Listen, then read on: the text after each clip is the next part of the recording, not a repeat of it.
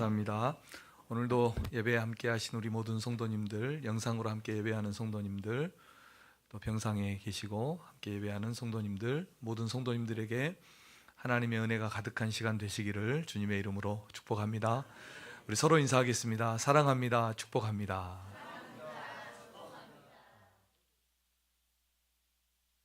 오늘 본문은 삭개오를 이렇게 소개하고 있습니다. 세리장이요 또한 부자라, 이렇게 소개를 하고 있습니다.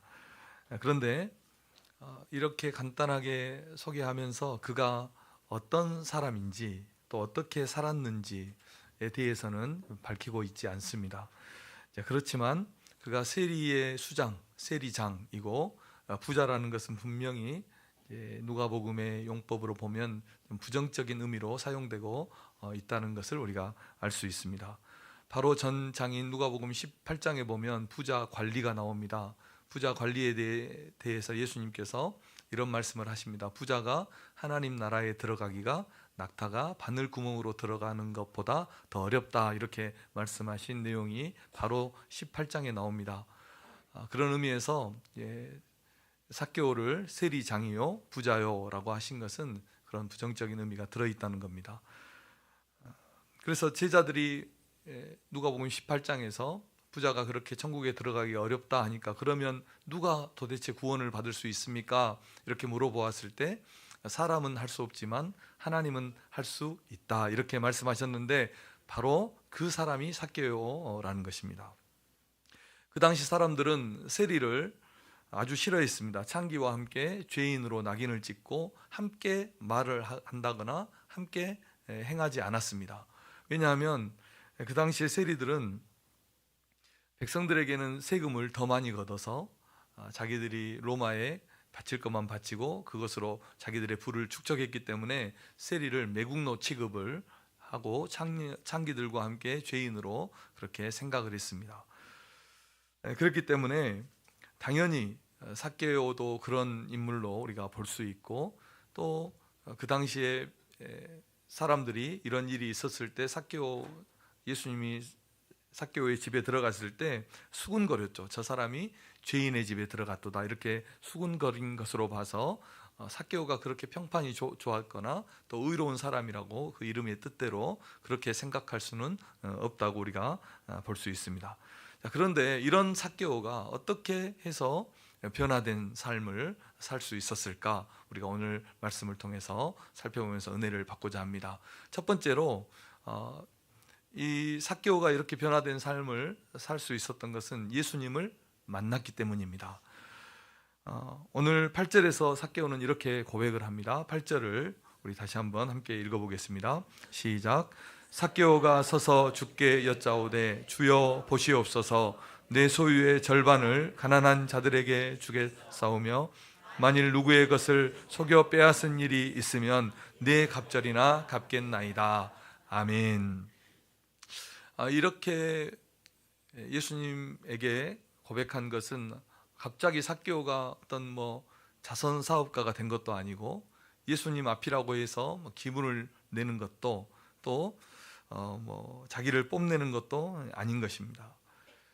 동족의 피를 빨아먹고 산다는 그런 말을 들으면서까지도 결코 내려놓을 수 없고 악착같이 붙잡고 살았던 것을 지금 삭개오는 다 손을 펴고 있는 것입니다. 그렇게 자기가 인생의 전부라고 생각하고 붙잡고 살았던 것을 내려놓는 그런 고백이고, 다른 사람의 것을 합법적으로 속여서 취할 수 있는 그런 자리죠. 세리장이고, 세리장은 특별히 또 다른 세리들이 그 세리장에게 더 이렇게 내야 돼요. 이런 자리가 세리장의 자리였어요. 합법적으로 다른 사람을 속이고 다른 사람의 것을 빼앗을 수 있는 그런 자리에 있으면서도 이제는 정직하게 살겠습니다, 깨끗하게 살겠습니다 라고 고백하는 것이 이 8절의 고백입니다. 그리고 어쩌면 그렇게 부정하게 축적했던 부를 죄라고 생각하고 이제는 그 부정하게 축적했던 부를 가난한 사람들을 향해서 나누어지고 베푸는 삶을 살겠습니다 라고 고백하는 것이 이 삭개오의 고백인 것입니다.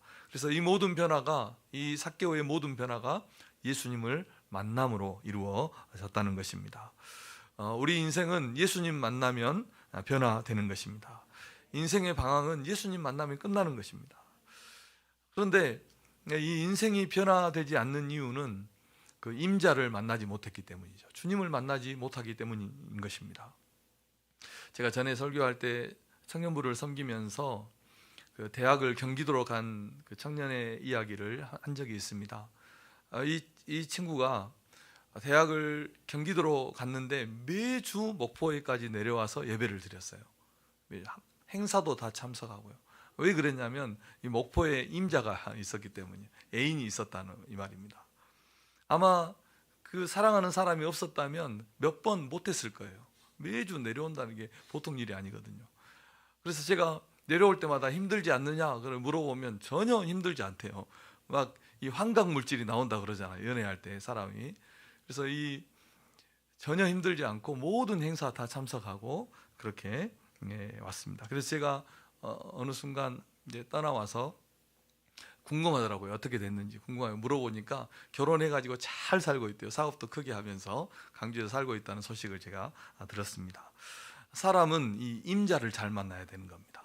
남편은 아내를, 아내는 남편을 잘 만나야 되죠. 그래서 우리가 우리 자녀들을 위해서 기도 많이 해야 됩니다. 정말 믿음의 좋은 배우자를 만나도록 기도해야 됩니다. 뭐 이미 만나버린 분들은 어쩌겠어요. 내가 기도 안 하고 골랐기 때문에 그냥 잘 열심히 살면 되는 겁니다. 그래도 제가 목회하면서 많은 가정을 보잖아요. 임자 잘못 만나서 진짜 고생합니다. 임자 잘못 만나면요. 신앙생활, 삶이 얼마나 힘든지 모릅니다. 그런데 임자를 잘 만나잖아요. 얼마나 평안한지 모릅니다. 좀 가난하고 부자고 이것은 둘째치고 평안하고 가정이 화목합니다. 임자 잘 만나면요. 우리 사택에 가보면 사택 5층에 젊은 부부가 살아요. 그런데 엊그젠가 제가 집에서 나오는데 그 남편이 그 아내를 이렇게 데려다 주더라고요. 데려다 주면서 아내가 내리는데 남편 가는 거기에 대놓고 화이팅 그러더라고요. 그럼 남편은 어때요? 그렇게 하면 더 힘내서 죽을지 살지 모르고 일하는 겁니다.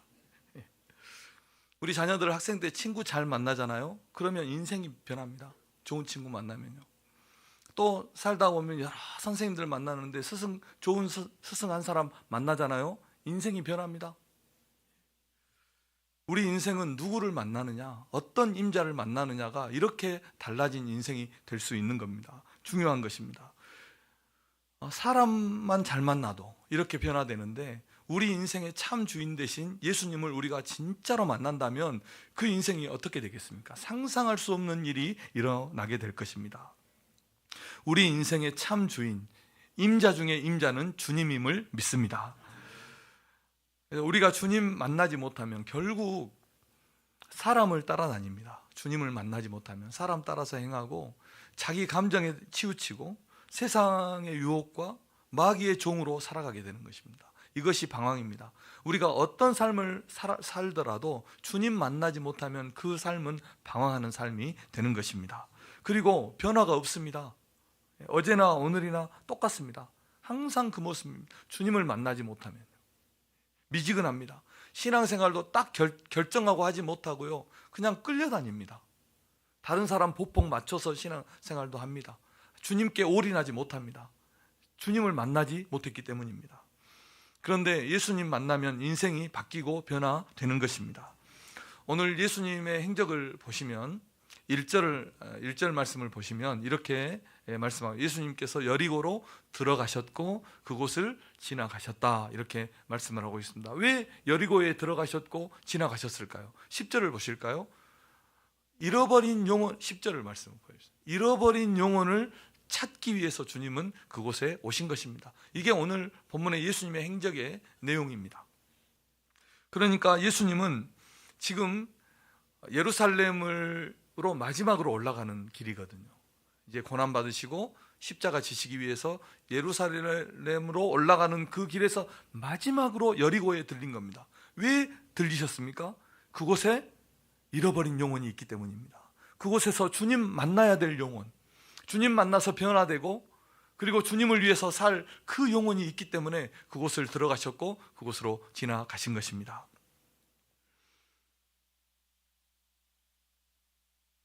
사랑하는 성도 여러분, 예수님 만나기를 사모하시는 우리 성도님들 되시기를 바랍니다. 삭개오를, 오늘 본문의 삭개오를 보면 키가 작고 또 사람들이 많아서 예수님 만날 수가 없었어요. 그리고 만약 그 사이를 비집고 들어가다가 누군가에게 테러를 당할 수도 있었을 거예요.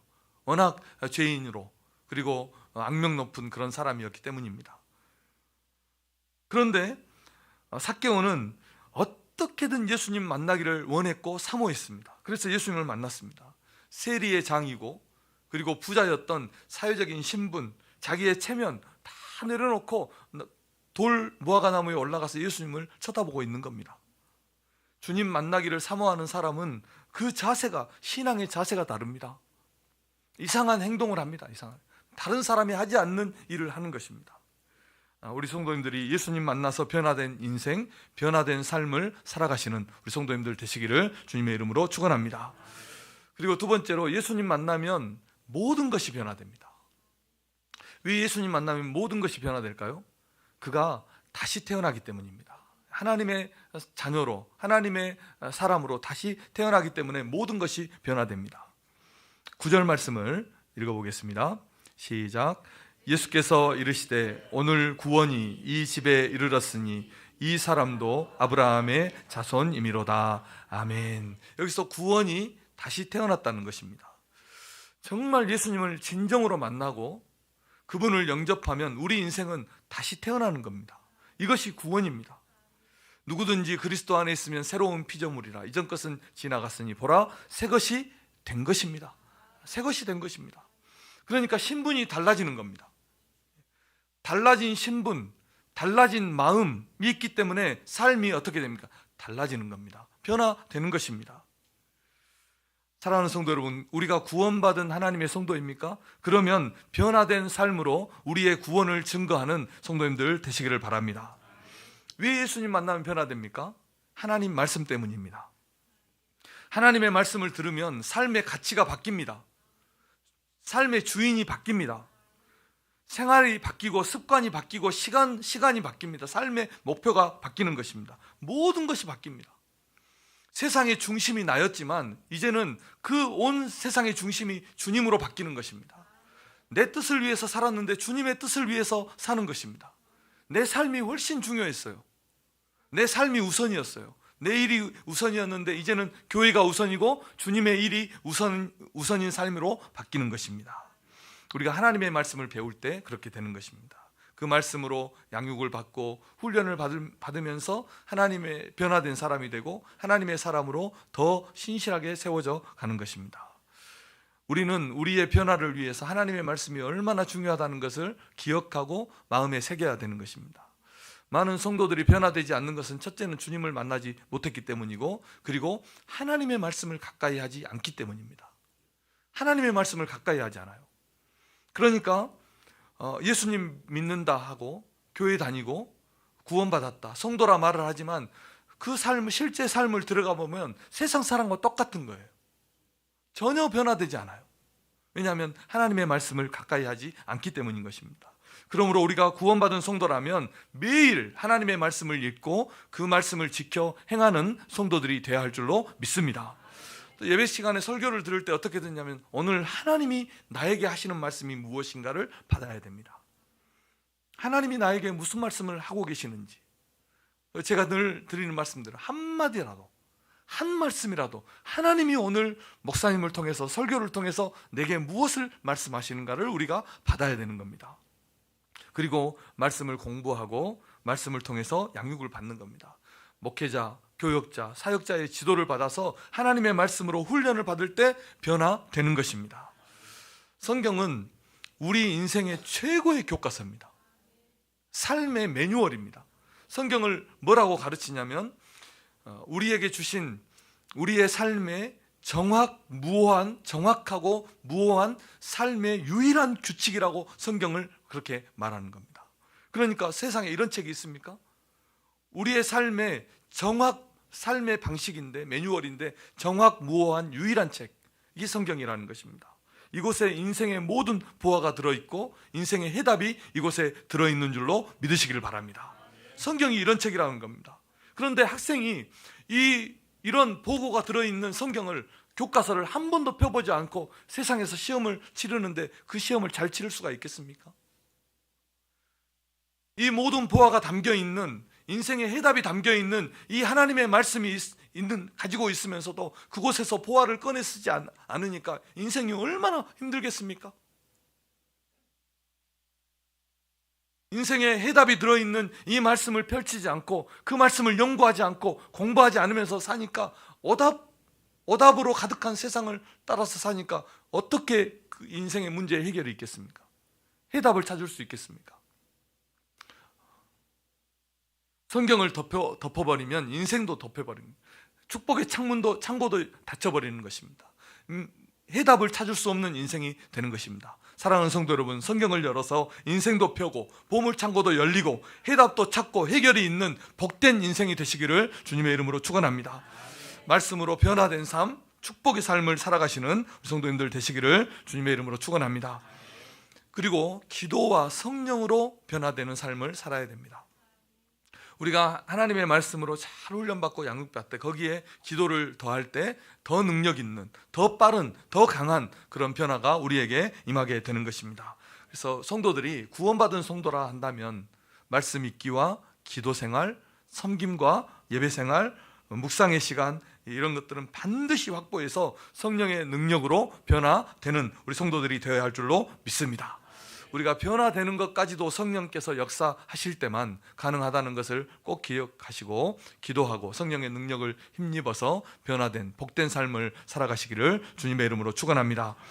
마지막 세 번째로, 오늘 삭개오는 예수님 만나고 모든 것이 변화되었지만 그 중에서 세 가지를 오늘 본문이 말씀하고 있습니다. 물질, 또 죄, 사람에 대한 가치가 변했다는 것을 우리가 알 수 있습니다. 8절 말씀을 우리 다시 한번 큰 소리로 읽어보겠습니다. 시작. 삭개오가 서서 주께 여짜오되 주여 보시옵소서, 내 소유의 절반을 가난한 자들에게 주겠사오며 만일 누구의 것을 속여 빼앗은 일이 있으면 내 갑절이나 갚겠나이다. 아멘. 첫째로 삭개오는 물질관이 변했습니다. 예전에 한 다큐멘터리에서 이런 질문을 사람들에게 했어요. 사람의 행복을 위해서 가장 필요한 것이 무엇입니까? 물어봤는데 뭐가 나왔겠습니까? 돈이라고 그랬습니다. 돈, 이 풍요는 모든 세대의 모든 사람들에게 신입니다. 만몬입니다. 우상입니다. 이 돈의 욕망에 한번 사로잡히면 거기에서 그 돈이 많고 적음을 떠나서 거기에서 헤어나오지 못합니다. 그 돈의 시험에서 벗어나지를 못합니다. 우리 인생은 돈을 사랑하는 것이 일만 악의 뿌리가 됩니다.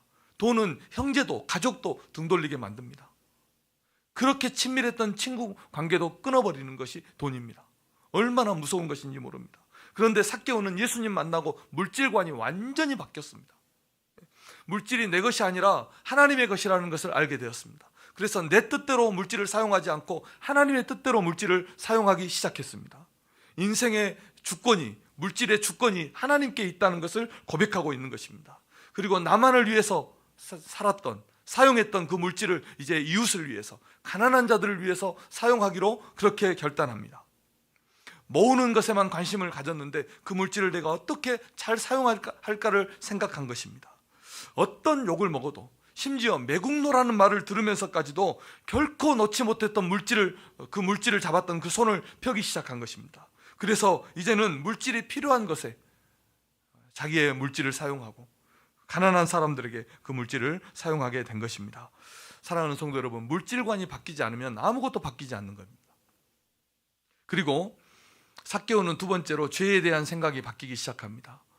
지금까지 죄라고 생각하지 않았던 것을 죄라고 인식하게 됩니다.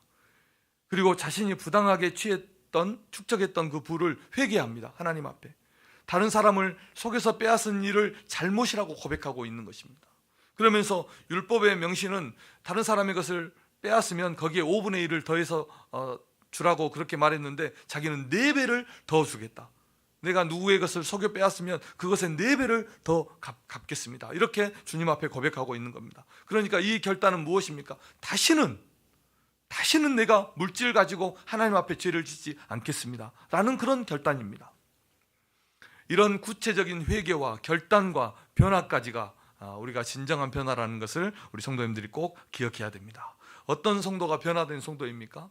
우리가 장사합니까? 장사하면 부당한 이득을 취하지 않고 정직하게 장사해야 됩니다. 공무원이라면 뇌물을 받지 않고 누구에게든지 공평해야 됩니다. 옷이 두 벌 있는 사람은 옷 없는 사람에게 나누어 줘야 됩니다.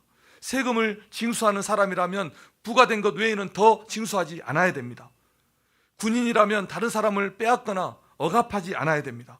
받는 것을 족한 줄로 여겨야 됩니다. 우리가 어떤 자리에 있습니까? 우리 각자의 자리에서 하나님의 말씀을 따라서 정직하게 정결하게 사는 것이 변화된 성도의 삶이 되는 것입니다.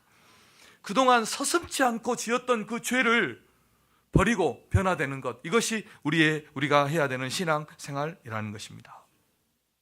그리고 마지막으로 이웃에 대한 관점이 변하기 시작합니다. 삭개오에게 사람은 그냥 속이고 돈 버는 수단이었습니다. 그런데 이제는 그들에게 정당한 세금을 걷겠다 이렇게 말하고 도리어 내가 그들을 돕는, 가난한 사람을 돕는 인생이 되겠습니다 라고 고백하는 것입니다.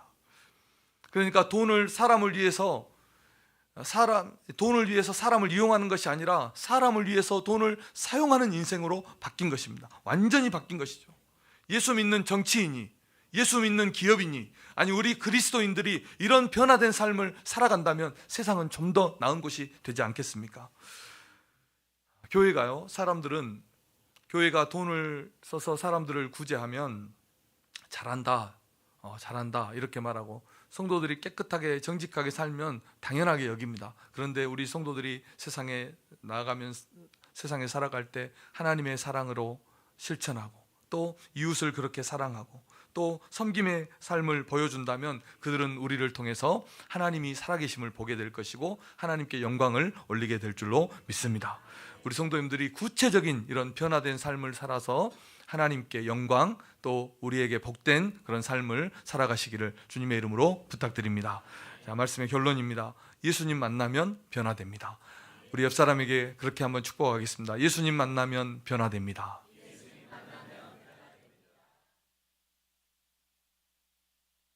2025년 우리 교회가 이렇게 표와 실천 목표를 정하고 가고 있는데, 우리 교회의 첫 번째 키워드는 전도였습니다. 지난주에 전도에 대해 설교하고, 두 번째 키워드는 양육입니다. 양육. 그래서 우리 성도님들이 꼭 양육 받고 또 양육하는 그런 성도들이 되어야 하겠습니다. 한번 따라하겠습니다. 양육합시다. 첫째는요, 자신을 양육해야 됩니다. 하나님의 사람으로 자신을 양육하고, 그리고 다른 성도들을 우리가 섬기고 양육하고 하나님의 사람으로 세워가야 하는 것입니다. 성실하게 공부한 학생이 시험에서 좋은 성적을 내는 겁니다.